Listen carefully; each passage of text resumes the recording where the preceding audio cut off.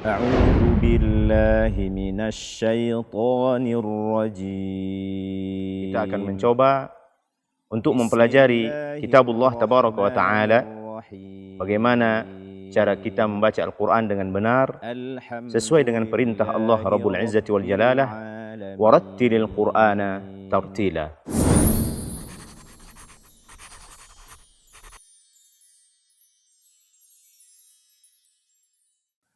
أعوذ بالله من الشيطان الرجيم. بسم الله الرحمن الرحيم. تبت يدا أبي لهب وتب ما أغنى عنه ماله وما كسب سيصلى نارا ذات لهب وامرأته حمالة الحطب في جيدها حبل من مسد. السلام عليكم ورحمة الله وبركاته. الحمد لله رب العالمين والصلاة والسلام على أشرف الأنبياء والمرسلين وعلى آله وأصحابه ajma'in. Kaum muslimin dan muslimat, pemirsa Asil TV yang dimuliakan oleh Allah Azza wa Jalla. Pada hari yang mulia ini kita akan melanjutkan pembahasan kita tentang kesalahan-kesalahan di dalam membaca surat-surat, terkhusus surat-surat pendek yang hendaknya kita waspada, kemudian kita menghindari kesalahan-kesalahan tersebut. Dan alhamdulillah pada hari yang mulia ini kita akan mencoba untuk membahas kesalahan-kesalahan yang sering terjadi atau sering dilakukan oleh kaum muslimin ketika membaca surat Al-Masad atau Al-Lahab. Pada ayat pertama, kesalahan pertama adalah membaca huruf ba dengan suara ke hidung. Tabbat yada dibaca dengan tabbat. Ini tidak dibenarkan. Dan kita sudah membahas di beberapa ayat pada pertemuan-pertemuan yang lalu bahwa yang keluar dari hidung hanyalah huruf nun dan mim. Kemudian kesalahan kedua kaum muslimin dan muslimat yang dimuliakan oleh Allah Azza wa Jalla, membaca tak sukun tanpa hamas. Karena huruf ta salah satu sifatnya adalah hamas. Ketika kita membacanya disertai dengan aliran napas atau angin. Tabbat yada abi lahab. Tabbat. Jangan sampai sifat hamas ini kita tinggalkan. Jangan sampai kita hanya membaca tabbat yada, akan tetapi bacalah dengan hamas. Tabbat yada abi lahab. Kemudian kesalahan berikutnya, kesalahan ketiga, membaca mad jaiz munfasil kurang dari 4 harakat. Karena minimal mad jaiz ini di dalam riwayat Hafsin dan Asim dari jalan Syatibiyah itu dibaca 4 atau 5 harakat. Minimalnya dibaca 4 harakat. Tabbat yada abi, jangan sampai kurang. Tabbat yada abi, ini kurang daripada 4 harakat. Kemudian kesalahan keempat, tidak membaca hamzah, di sini adalah hamzah fathah, dengan jelas. Terutama ketika hamzah fathah ini terdapat setelah huruf mad. Yada abi, jangan sampai kita tashilkan atau kita hilangkan dia. Tabbat yada abi, tidak. Akan tetapi bacalah dengan jelas. Tabbat yada abi lahabi wa tab. Kemudian kita masuk kepada ayat yang kedua. Ma aghna anhu maluhu wa ma kasab.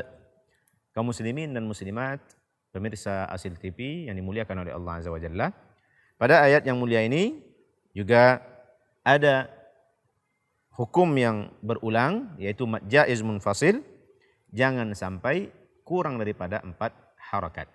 Ma'auna, ma'auna. Kemudian juga jangan sampai kita membaca hamzah tidak jelas. Seperti yang kita contohkan pada ayat sebelumnya. Ya dabi, di sini ma'auna. Akan tetapi baca dengan jelas ma'auna, ma'auna. Kemudian kesalahan berikutnya membaca ghain sukun dengan tipis pada kata auna. Seperti membaca ma'agna, agna, ya. Akan tetapi bacalah dia dengan jelas karena dia adalah huruf tebal dan dia berbaris sukun sebelumnya fathah. Auna, auna.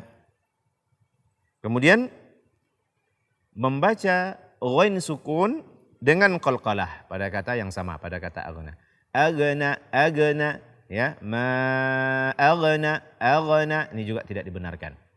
Atau pada pembahasan surat Al-Fatihah dulu kita sudah membahas juga menggantinya dengan huruf lain atau huruf G. Ma aghna, age, ini juga tidak dibenarkan. Kemudian kesalahan kelima kaum muslimin yang dimuliakan oleh Allah Azza wa Jalla, memanjangkan hu pada kata anhu. Anhu. Ini bukanlah mad silah karena dia tidak memenuhi daripada syarat yang telah ditetapkan untuk memanjangkan hu atau hi yang maknanya adalah nya. Salah satu syaratnya adalah harus diapit oleh 2 huruf hidup. Harus berharakat, tidak boleh salah satunya sukun. Huruf sebelum dan sesudahnya harus dua-duanya berharakat atau hidup. Di sini ada nun sukun, setelahnya mim fathah, maka tidak boleh dibaca dengan anhu maluhu, anhu, tidak boleh. Akan tetapi dibaca dengan pendek. Kemudian kesalahan berikutnya adalah kebalikan daripada anhu tadi, memendekkan hu pada maluhu, karena di sini artinya adalah nya, kemudian syaratnya terpenuhi, yaitu huruf sebelumnya hidup atau berbaris, huruf setelahnya juga hidup. Lu, huruf setelahnya adalah wa, maka dia harus kita baca panjang, memanjangkannya 2 harakat karena dia adalah mad silah qasirah atau silah sughra. Ma aghna anhu maluhu wa ma, anhu maluhu wa ma, ya. Ini hendaknya kita perhatikan, ada hu atau hi ini dibaca dengan pendek ketika syarat daripada ketentuan untuk mad silah tersebut tidak terpenuhi, dan ada saatnya kita membaca hu atau hi ini dibaca dengan panjang ketika syarat untuk mad silah tersebut terpenuhi. Kemudian kita lanjutkan pada ayat yang ketiga, sayasla naran dzata lahab. Kesalahan pertama adalah membaca ya dan lam dengan tebal pada kata sayasla. Nah, kaum muslimin dan muslimat yang dimuliakan oleh Allah Rabbul Izzati wal Jalalah, hendaknya kita perhatikan ketika kita melewati huruf tebal. Karena di pembahasan-pembahasan yang lalu telah kita terangkan, ada huruf-huruf tebal dan ada huruf-huruf tipis. Huruf tipis tidak boleh kita baca dengan tebal, huruf tebal tidak boleh kita tipiskan. Nah, kemudian ada lagi huruf tebal yang bertetangga atau berdekatan dengan huruf tipis. Apakah sebelum ataukah sesudah huruf tipis? Maka hendaklah kita memperhatikan jangan sampai huruf tipis tersebut kita tebalkan karena terpengaruh oleh huruf tebal setelah atau sebelumnya. Di sini ada huruf shad yang dia adalah huruf tebal. Jangan sampai dia mempengaruhi ya sehingga ya kita tebalkan. Sayos, sayosla, sayosla atau sayoslo. Ini juga tidak dibenarkan karena ya dan lam dia adalah huruf tipis. Maka baca sayosla, ya, yosla, tidak boleh yoslo, ini tidak dibenarkan. Kemudian juga membaca huruf nun pada kata naro dengan tebal. Ya, karena dia juga bertetangga dengan ro yang tebal. Noron tidak na. Sayasla naron. Jangan sampai noron. Ini juga tidak dibenarkan. Kemudian kesalahan berikutnya, kesalahan ketiga, tidak melafazkan huruf dzal dengan benar sesuai dengan makhrajnya. Telah kita terangkan bahwa huruf dzal keluarnya adalah dari ujung lidah kita bersentuhan dengan ujung gigi atas. Za. Dan jangan sampai kita membacanya atau menggantinya dengan zai. Zatalahab. Za ini juga tidak dibenarkan. Sayasla naron zatalahab. Kemudian kita lanjutkan pada kesalahan yang terdapat pada ayat keempat. Wamra'atuhu hammalatal hatab. Kesalahan pertama adalah menahan mim sukun pada kata wamra'atuhu yang hukumnya adalah izhar syafawi. Karena mim sukun ketika kita membacanya ditahan hanya pada huruf mim, huruf ba saja, yaitu idgham mimi atau idgham mithlain atau ikhfa syafawi. Ketika setelah mim mati hurufnya selain daripada mim atau ba, maka ini tidak boleh kita tahan.